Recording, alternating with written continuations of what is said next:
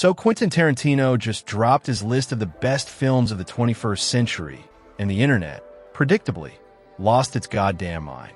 Everyone's yelling about what he included, what he left out, whether Dunkirk deserves to be there, whether his own movies count. It's exhausting.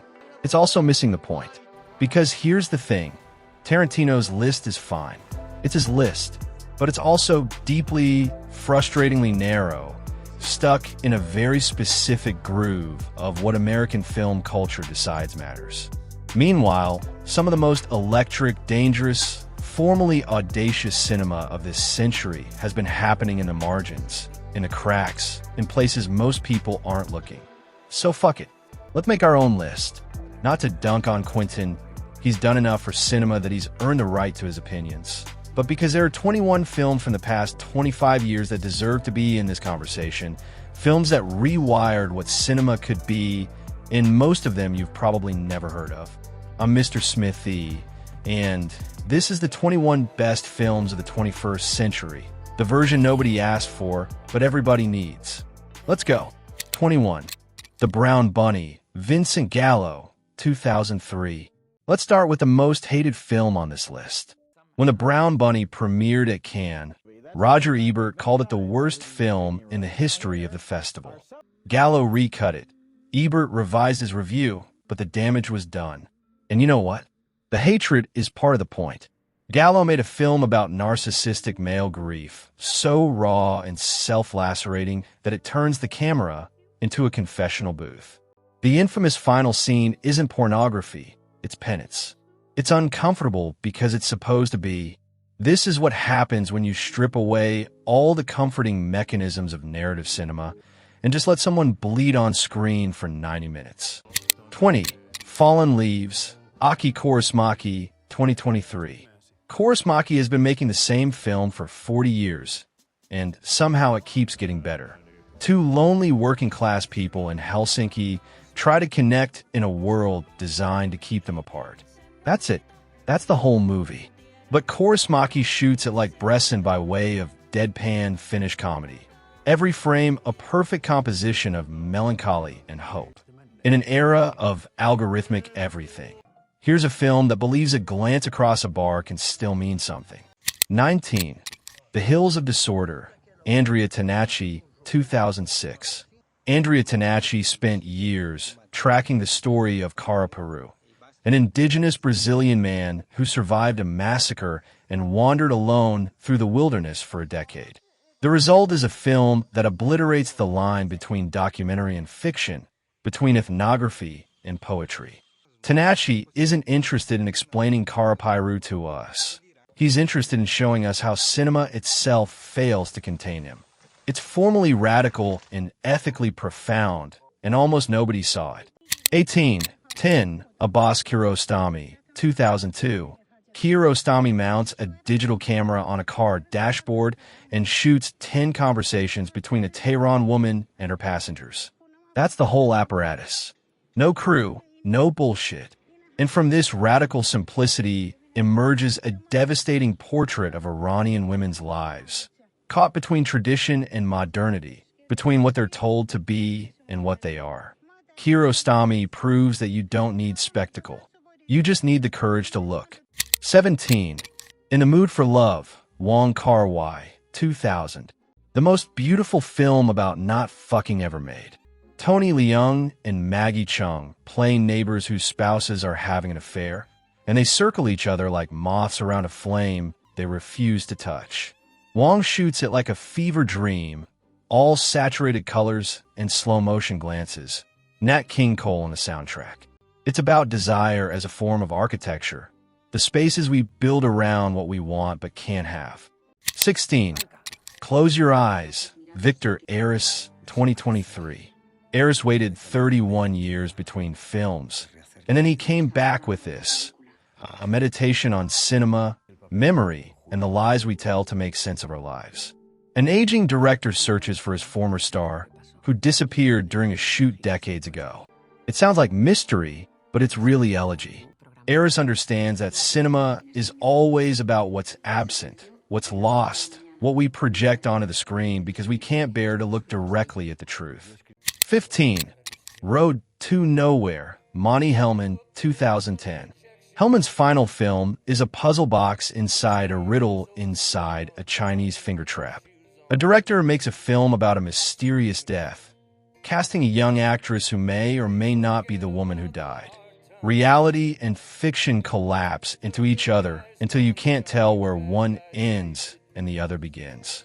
It's Hellman's career in miniature, elusive, maddening, hypnotic. Good luck figuring it out. 14. Go-Go Tales, Abel Ferrara, 2007. Ferrara takes us inside a failing strip club in New York's Paradise Lounge, where the owner owes everybody money and his dancers haven't been paid in weeks. It should be sleazy exploitation, but Ferrara shoots it with such tenderness and compassion that it becomes a kind of secular prayer. These are people living at the edge of capitalism's failures, trying to maintain dignity in a system designed to strip it away. Willem Dafoe has never been better. 13. Where Does Your Hidden Smile Lie? Pedro Costa sits in an editing room with directors Jean-Marie Straub and Daniele Hewlett as they cut their film Cecilia. That's it. 2.5 hours of watching people work. Except it's secretly about everything. About how cinema is made, about the ethics of cutting, about two people who've spent their lives together arguing over every frame. It's Costa learning from the masters in real time, and we get to watch. 12. We Own the Night, James Gray, 2007. James Gray makes old-school crime dramas with the weight of Greek tragedy. Joaquin Phoenix runs a nightclub while his brother and father are cops. And when the Russian mob enters the picture, he's forced to choose sides. Gray shoots New York in the 80s like it's another character, grimy, dangerous, alive. The centerpiece is a rain-soaked car chase that's less about action than about terror, about what it means to realize you might die for a choice you barely remember making. 11. Platform, Jia Zhangke, 2000. Jia follows a state-sponsored performance troupe across China through the 1980s. As the country opens up to capitalism, and these provincial performers are left behind by history. It's a 3-hour epic that feels like real time, like you're living through the slow collapse of a world. Jia understands that big historical changes happen in small, boring moments. A new haircut, a cassette tape, the way people stop believing in the songs they used to sing. 10. M.Y. Mother's Smile, Marco Bellocchio, 2002. Bellocchio makes a savage interrogation of faith, family, and the lies we tell ourselves about the dead. Sergio Castellitto plays a painter whose late mother is being considered for sainthood by the Catholic Church. She appeared to a sick child who miraculously recovered. But the son remembers a different woman, one whose faith suffocated her family. The church wants a saint. He wants the truth. Bellocchio shoots it like a psychological horror film, because that's what selective memory and institutional mythology are, terrifying distortions of reality. 9. Goodbye to Language, Jean-Luc Godard, 2014. At 83 years old, Godard picked up a 3D camera and made the most formally radical film of his career, which is saying something. It's about a couple who can't communicate, a dog who wanders through landscapes, and the death of cinema as we know it. Godard uses 3D not for spectacle, but for disruption, splitting the image apart so your eyes can't focus. It's difficult. It's beautiful. It's the work of a master who refuses to go gentle. 8. Gran Torino, directed by Clint Eastwood. Eastwood's Walt Kowalski is every tough guy character he's ever played, aged into irrelevance and bitterness. He's racist, he's angry, and he's alone. Then Hmong immigrants move in next door, and Eastwood gives us something unexpected. Not redemption exactly, but recognition. Walt sees that the world he knew is gone, and maybe that's not entirely a bad thing.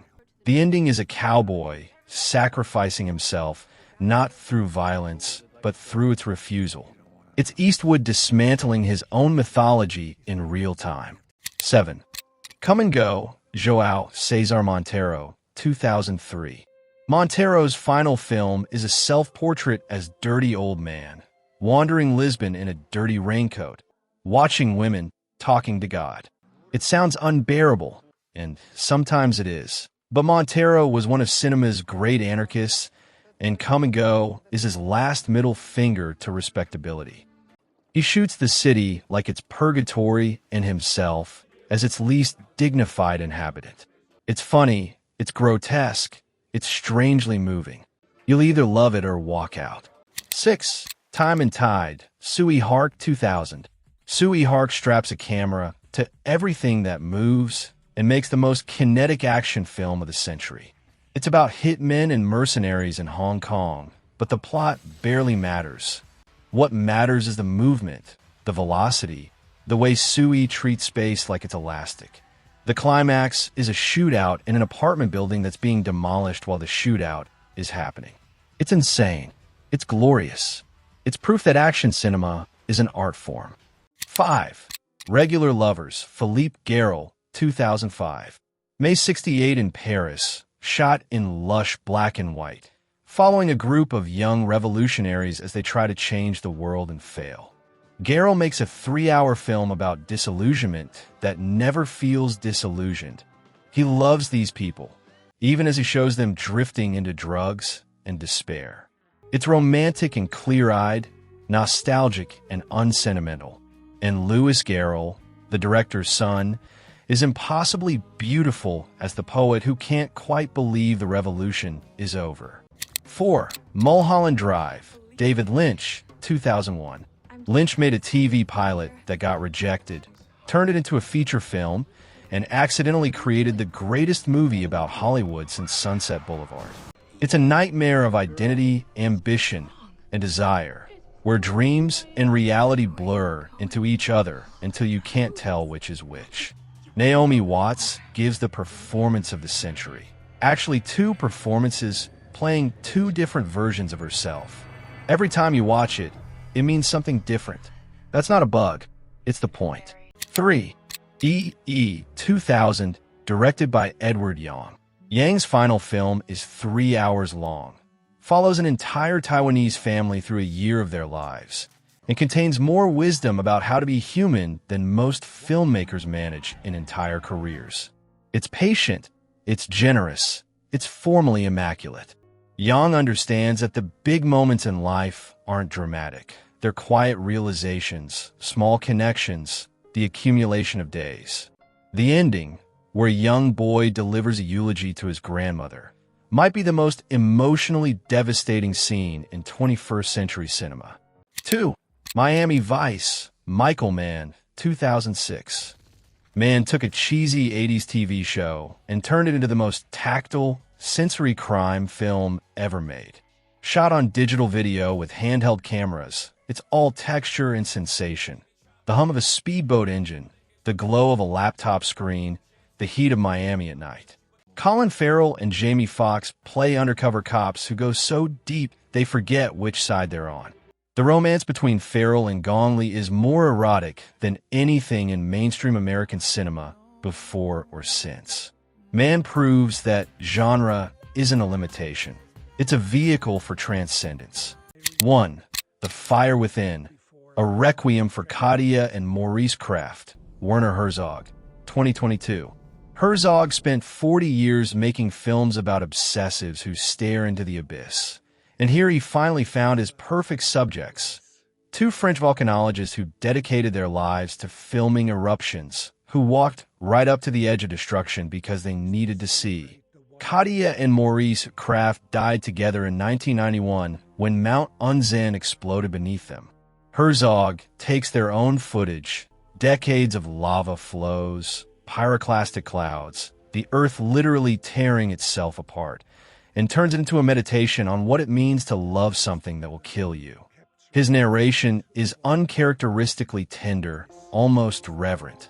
The Crafts understood what Herzog has always known, that the most meaningful life is the one lived in proximity to elemental forces, to beauty so terrible it erases everything else. This isn't just the best film of the century. It's the most Herzogian film Herzog ever made, a perfect distillation of everything he believes about human obsession, the sublime, and why we point cameras at things that want to destroy us. So there you have it. 21 films that prove the 21st century has been one of the richest periods in cinema history, if you know where to look. Most of them didn't make money. Most of them barely got distributed. And you know what? That's fine, because these films aren't interested in being popular. They're interested in being essential. Tarantino's list is great. This list is better. Fight me in the comments. I'm Mr. Smithy. Thanks for watching. And remember, if you're not watching cinema that challenges you, you're just killing time. See you next time.